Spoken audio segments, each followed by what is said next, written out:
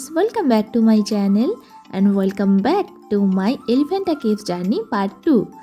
ঠিক যেমন তোমাদেরকে কথা দিয়েছিলাম ঠিক তেমনই তোমাদেরকে নিয়ে চলে এসেছি আমার এই এলিফ্যান্টা কেভস জার্নি দ্বিতীয় পর্বতে। তো চলো সবাই মিলে পাড়ি দিই আরব সাগর।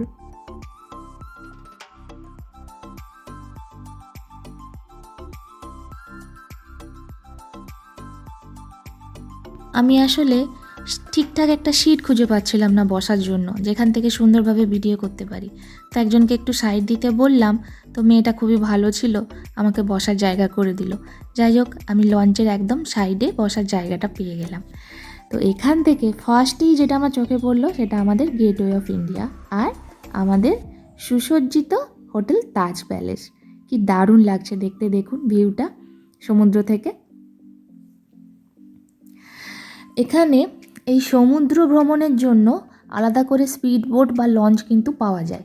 মানে এখান থেকে অনেক রকমের লঞ্চ ছাড়ে, শুধুমাত্র যে এলিফ্যান্টা যাওয়ার জন্য লঞ্চ ছাড়ে তা নয়। এখান থেকে আলিবাগ বলে আরেকটা জায়গা আছে, যেটা এলিফ্যান্টার কাছে পৌঁছলে আমি আপনাদের দেখাবো, সেটাও একটা পাহাড়েই। তো সেখানেও পৌঁছানোর জন্য কিন্তু এখান থেকে লঞ্চ ছাড়ে। এছাড়া আরও অন্যান্য অনেক জায়গাতে যায়। তো সমুদ্র ভ্রমণের জন্য যে লঞ্চগুলো বা যে স্পিড বোটগুলো বা ছোটো বোটগুলো ছাড়ে, সেগুলো কিন্তু বেশিক্ষণের জন্য নেয় না, মানে বেশিক্ষণের জন্য ঘোরায় না। সেগুলো ওই ধরুন 10-15 মিনিট ঘুরিয়ে ছেড়ে দেয়, মানে সমুদ্রটা জাস্ট একটু ঘুরিয়ে আপনাকে দেখিয়ে দেবে। তো এই অভিজ্ঞতা আমার আগেও হয়েছে, আমি আগেও দুবার এসেছি, তখন সমুদ্র ভ্রমণে গিয়েছি। কিন্তু 1-1.5 ঘন্টা টানা সমুদ্রের ওপর দিয়ে যাওয়া এবং সেই সমুদ্রের সৌন্দর্য উপভোগ করা, এই এক্সপিরিয়েন্সটা আমার কিন্তু আগে হয়নি, এটা এইবারেই প্রথম। তো এই অভিজ্ঞতাটা করার জন্য আমি অনেক দিন ধরেই অপেক্ষায় ছিলাম। এবারে আমি ভেবেই এসেছিলাম যে এবারে মুম্বাই গেলে এলিফ্যান্টা যাব। তো ফাইনালি যাচ্ছি এবং সত্যি কথা বলতে খুব খুব খুব ভালো লাগছে, খুব আনন্দ হচ্ছে, খুব এনজয় হচ্ছে। আর আপনাদের আরেকটা কথাও বলে রাখি, আমার প্রথম পর্ব আপনারা যারা দেখেছেন তারা জানবেন আমি বলেছিলাম যে আজকের দিনটা প্রচণ্ড রোদ গরম। এই লঞ্চে ওঠার পর থেকে সমুদ্রের এই ঠান্ডা ঠান্ডা হাওয়া খেয়ে ওই রোদ গরমের যে ক্লান্তি আমি সব ভুলে গেছি, আমার আর কিছুই মনে নেই। এখন মনে শুধু আনন্দই আর আনন্দ। যাই হোক, তো চলুন, লঞ্চ এগিয়ে চলছে এলিফ্যান্টার দিকে, আমিও যাচ্ছি, আপনারাও থাকুন আমার সঙ্গে।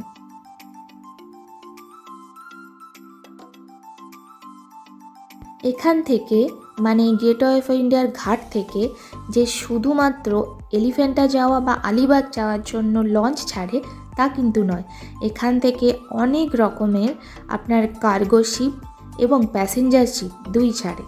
কার্গো শিপ কী সেটা আপনাদের একটু ছোট্ট করে বলে দিই। কার্গো শিপ হলো মালবাহী জাহাজ।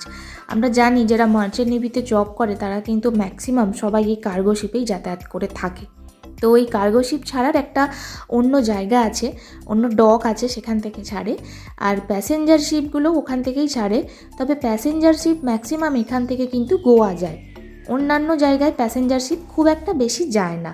ম্যাক্সিমাম এই সমুদ্রের ওপরে আপনারা কার্গো শিপই বেশি দেখতে পাবেন।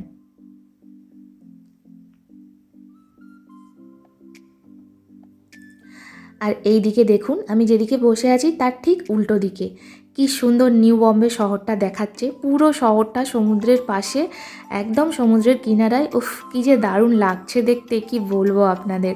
মানে আপনারা তো ক্যামেরায় দেখছেন, আমি সচক্ষে দেখছি, এত সুন্দর লাগছে দেখতে যে বলার মতো নয়। আর এই দেখুন কত কার্গো শিপ, আর শুধু কার্গো শিপ কেন, এখানে মাছ ধরার জন্য যে ট্রলারগুলো যায় মাঝ সমুদ্রে, সেই ট্রলারও কিন্তু অনেক আছে।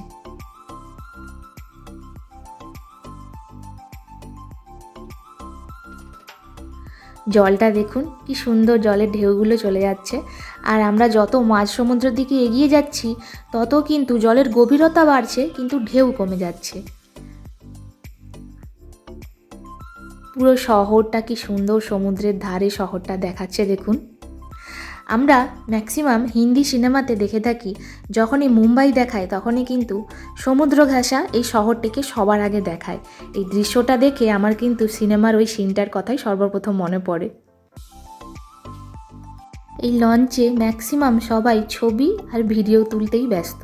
আর হবে নাই বা কেন বলুন, এত সুন্দর দৃশ্য প্রত্যেকেই তো চাইবে ক্যামেরা বন্দি করতে, তাই না? তো আমার দিদি সেলফি স্টিক নিয়ে অনেক ছবি ভিডিও করেছে, কিন্তু আমি সেলফি স্টিক ইউজ করিনি, কারণ আমার ভয় লাগছিল এই বুঝি ফোনটা জলে পড়ে গেল।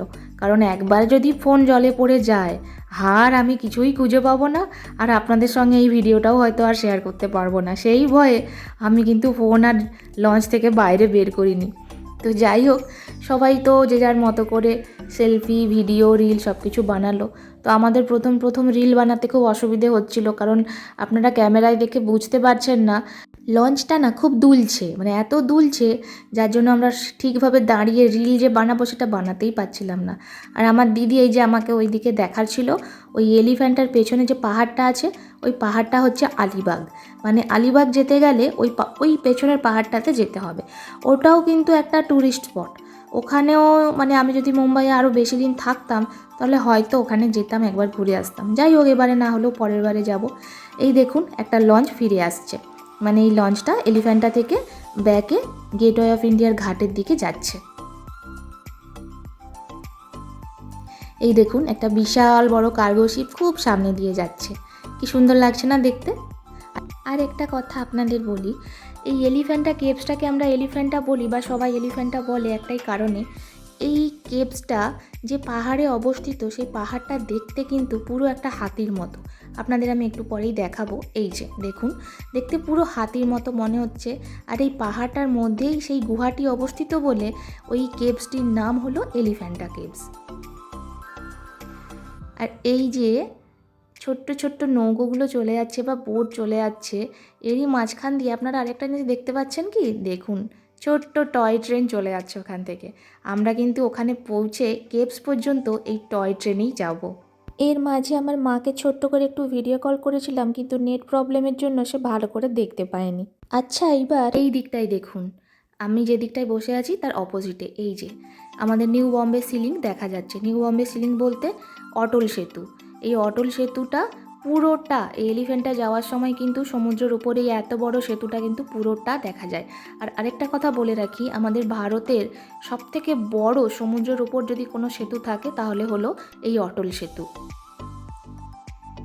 তো এই অটল সেতুর সৌন্দর্য দেখতে দেখতে আমরা কিন্তু এলিফ্যান্টার খুব কাছেই পৌঁছে গেছি। যত কাছে এগোচ্ছি তত সমুদ্রের গভীরতা কমে যাচ্ছে। এবার প্রায় আমাদের নামার সময় হয়ে এসেছে। এই যে সবাই রেডি হয়ে গেছে নামার জন্য, তো আমরাও রেডি হয়ে গিয়েছি। আমি তো ক্যামেরা হাতেই রেডি হয়ে দাঁড়িয়ে আছি। সত্যি কথা বলতে কি জানেন তো, এই রকম পরিস্থিতিতে এই ফোন ধরে রাখা, ভিডিও বানানো এগুলো সত্যিই খুব কষ্টের। কারণ এই লঞ্চ থেকে নামার সময় এত ভয় লাগছিল, কারণ লঞ্চটা তো দুলছে আর সামনে সিঁড়ি, দেখে নামতে হয়, নাহলে নিজেও পড়ে যাব, আবার ফোনটাও পড়ে যাবে। তাই আমাদের এই ভিডিওগুলো না খুব কষ্ট করে বানাতে হয়। তাই আপনাদের কাছে একটাই অনুরোধ, ভিডিওটা শুধু দেখে চলে যাবেন না, অন্তত একটা লাইক দিয়ে যাবেন।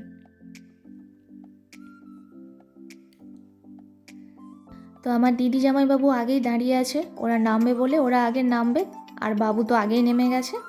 তো আমার ভিডিও প্রায় শেষের পথে। আপনারা আমার আজকের ভিডিওটা দেখবেন, ভালো লাগলে অবশ্যই একটা লাইক কমেন্ট দিয়ে যাবেন। আপনাদের সঙ্গে আমার দেখা হবে আমার এলিফ্যান্টা কেভস জার্নির পার্ট 3-তে। ততক্ষণ আপনারা সবাই খুব ভালো থাকবেন, সুস্থ থাকবেন। আপনাদের সঙ্গে আমার আবার দেখা হবে আমার পরের ভিডিওতে। ততক্ষণের জন্য চলুন, টাটা, বাই।